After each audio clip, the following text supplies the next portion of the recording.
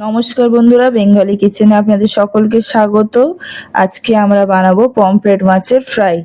এই রেসিপিটি খুবই সহজ পদ্ধতিতে আপনারা বাড়িতেও বানিয়ে নিতে পারবেন, একদম রেস্টুরেন্টের মতন স্বাদের হয়। পমফ্রেট মাছের ফ্রাই অনেক ধরনেরই হয়, আজকেরটা আমি একদম সম্পূর্ণ আলাদা ধরনের বানাচ্ছি। দেখে নিন। পমফ্রেট মাছগুলোকে প্রথমে একটা ছুরি দিয়ে দুদিকে ভালো করে একটু চিড়ে নিলাম, যাতে মশলা মাখালে একদম ভেতর অবধি মশলাগুলো ভালো করে ঢুকে যায়। ওই জন্য ছুরির সাহায্যে ভালো মতন একটু চিড়ে নিলাম। কাঠগুলো লাগিয়ে নেওয়ার পর পরিষ্কার করে রাখা ছিল একদম। কাঁচা লঙ্কা দিলাম 4-5টা, পেঁয়াজ দিলাম একটা বড় সাইজের, তার মধ্যে দিয়ে দিলাম ধনে পাতা। ধনে পাতাটা আপনারা বেশি দেবেন না, অল্পই দেবেন। একটু সামান্য লবণ দিয়ে থেতো করছি, তাহলে কি খুবই সহজে স্লিপ করে না, থেতো করতে সুবিধা হয় তাদের। চাইলে আপনারা মিক্সারে দিয়েও পেস্ট করে নিতে পারেন। পেস্ট করলে একটু জলের মতন হয়ে যায়, তো তাই জন্য আমি থেতো করে নিচ্ছি।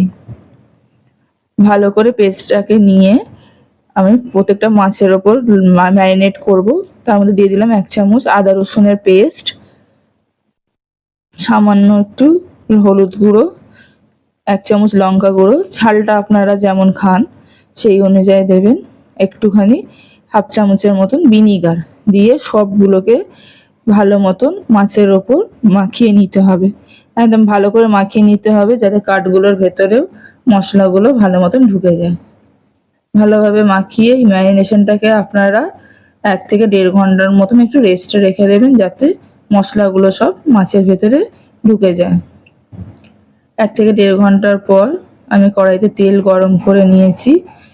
উপর থেকে যাতে মশলাগুলো ছেড়ে না যায়, তাই জন্য একটা বেসনের কোটিং দিচ্ছি। বেসন না দিলেও আপনারা অনেকে এখানে সুজি ব্যবহার করে, তাই জন্য বললাম আজকে একটু অন্য ধরনের বানাচ্ছি। বেসনের কোটিংটা দিয়ে ভালো মতন দু সাইড দিয়ে একটু চেপে চেপে লাগিয়ে নিতে হবে। একেবারে গরম তেল হয়ে গেছে, মিডিয়াম ফ্লেমে মাছটাকে দিয়ে দিলাম।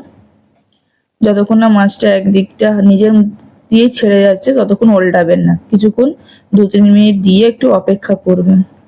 এই যে দুদিক দিয়ে ভালো মতন লাল করে ভেজে নিয়েছি। আমার পমফ্রেট মাছের ফ্রাই একদম একেবারে রেডি। আপনারা কমেন্ট করে অবশ্যই জানাবেন আমাদের রেসিপিগুলো আপনাদের কেমন লাগছে, এবং আরও নতুন নতুন রেসিপি দেখতে হলে বেঙ্গলি কিচেন এবং বেঙ্গলি কিচেন শর্টস চ্যানেলটাকে সাবস্ক্রাইব করবেন।